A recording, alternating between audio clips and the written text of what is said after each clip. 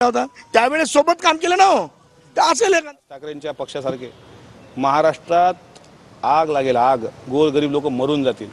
हिंदू, मुसलमान, बौद्ध, मातंग, शीख, ईसाई आपसात तुकडे पडतील या लोकांचे. हा विध्वंस टाळा मुख्यमंत्री महोदय. हे चांगलं लक्षण नाही आहे पुरोगामी महाराष्ट्राला.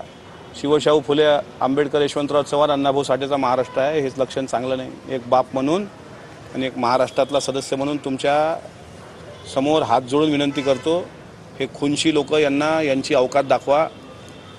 आपल्या सरकारमध्ये ती धमक आहे, पण एखाद्या 12-14 वर्षाच्या मुलीच्या बापावर असा प्रसंग असताना जर तुम्ही शांत बसत असाल आणि साधा फोन करून विचारपूस करत नसाल, हे चित्र महाराष्ट्राचे चांगलं नाही.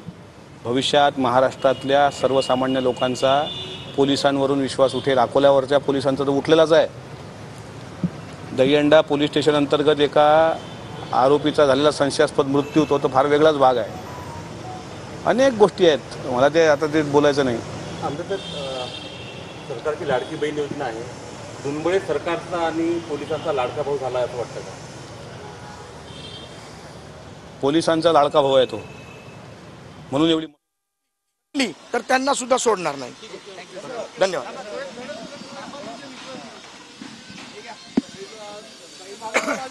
तर आपण एकीकडे पाहताय कर्णबाळा दुंबळे यांचा माध्यमांसोबत संवाद, तर दुसरीकडे मिटकरी अकोल्यामध्ये अधीक्षक कार्यालयाबाहेर आंदोलनाला बसलेले आहेत. पण मला न्याय भेटल्याशिवाय मी उठणार नाही. एका गुंडाच्या हातून मेल्यापेक्षा पोलिसांच्या हातून मेलेलं चांगलं ना. कारण पोलिसांचं वाक्य काय आहे? सदरक्षण आहे, खलनिग्रहण आहे. इथं काय केलं अकोला पोलिसांनी? खलरक्षण आहे आणि सदनिग्रहण आहे.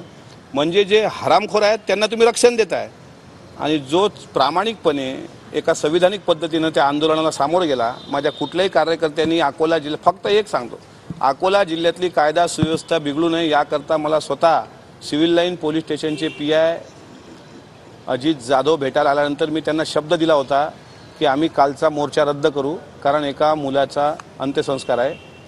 मी आमच्या जिल्हाध्यक्ष कृष्णराव अंधारे यांना सांगितलं आणि विनंती केली की तो कालचा मोर्चा रद्द करा. एका शब्दात राष्ट्रवादीने तो रद्द केला. एवढी नैतिकता आमची आहे. का? पोलिसांवर आमचा विश्वास होता. काय झालं आज सकाळपासून? तो कोण टप्परछाप तिकडचा पकडला, काय गालट, ज्यानं कुंडी मारली. अरे हा त्याचा बाप कुठं लपलाय? तो साबळ्या सुटलाय, तो जाहीर बोलतोय, चिथावणी देतोय. सुटल्यानंतर एखादा आरोपी त्याला बेल भेटल्यानंतर तो अकोल्यातल्या अकोल्यात राहून मला धमक्या देतोय. ही काय पद्धत आहे? हे नाही खपून घेणार, बाकीचे आमदार खपून घेतील, पण अमोल मिटकरी नाही खपून घेणार. अजूनही कर्णबाळा माध्यमांशी बोलतोय. माजलाय तो, माजलाय, आणि त्याला माजायला प्रवृत्त अकोला पोलिसांनीच केलं. यांनी जर त्याच दिवशी मुसके आवडले असते ना, हिंमत नसती झाली कोणाची. पण अकोला जिल्ह्यात शांतता राहू नये हे अकोल्याच्याच लोकांना का वाटतं? पण मी सांगतो तुम्हाला पत्रकार भावांनो, जे चित्र चाललं हे बरोबर नाही. कोणाचा जीव घेऊन जर त्याला जीव घ्यायला पोलीस सपोर्ट करत असतील तर माझा पोलिसांवर नाही पण या संविधानावर विश्वास आहे. डॉक्टर बाबासाहेब आंबेडकरांनी हे संविधान दिलं आहे, त्यावर माझा विश्वास आहे. माझ्या कुटुंबाचा विश्वास आहे, माझ्या लेकरांचा विश्वास आहे. कुछ भी हो जाए हम पीछे नहीं हटेंगे. मारतो, चिल्लर, फालतू असे शब्द तुमच्या संदर्भात लाईव्ह प्रेसमध्ये बोलले. मारते तो, मारायची सुपारीच घेतली ना.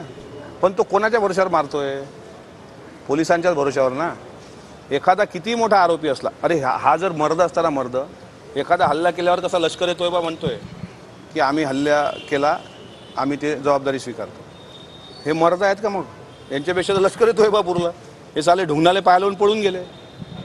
यांच्या मालकाचंच भाषण आहे की मला माझा सैनिक असं तसं. मग पळून काय केला तुझा सैनिक? त्याच्यात दम होता आणि तो एका बापाची अवलाद होता, तर तिथंच त्यानं थांबायला पाहिजे होतं. साला ढुंगणाला पाय लावून पडतो आणि तिथून घरातून देतो का धमक्या आम्हाला? मर्द तो असतो, तो समोरासमोर भिडतो. चल सांग कुठं यायचं, एकटा ये, पण तुझी ते रानडुकरं नको आणू सोबत, एकटा ये, एकटा. तुझ्या माईनं दूध पाजलं असेल आणि मग अमोल मिटकरीशी भीड ना. माझ्यावर काय नीच बोलताना बोलता आम्हाला येतं. जर जास्त संस्कृतीच्या बाहेर बोललो तर पक्षातून हकालपट्टी होईल माझी. पक्षाची ही विचारधारा नाही. अमोल मिटकरी वाह्यात बोलला, हकालपट्टी. राजकारण माझं, राजकारणाच्या भरोशावर नाहीच ना मी.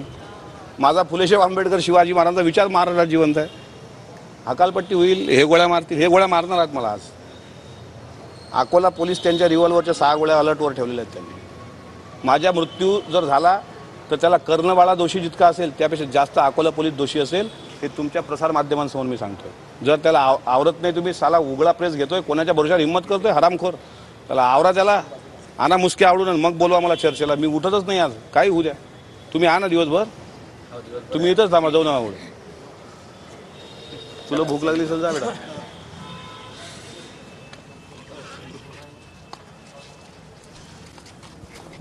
अमोल मिटकरींनी पोलिसांवर संताप व्यक्त केलेला आहे. अकोला पोलीस जे आहेत ते अलर्ट मोडवर आहेत, ते मला गोळ्या झाडू शकतात असं मिटकरींचं म्हणणं आहे.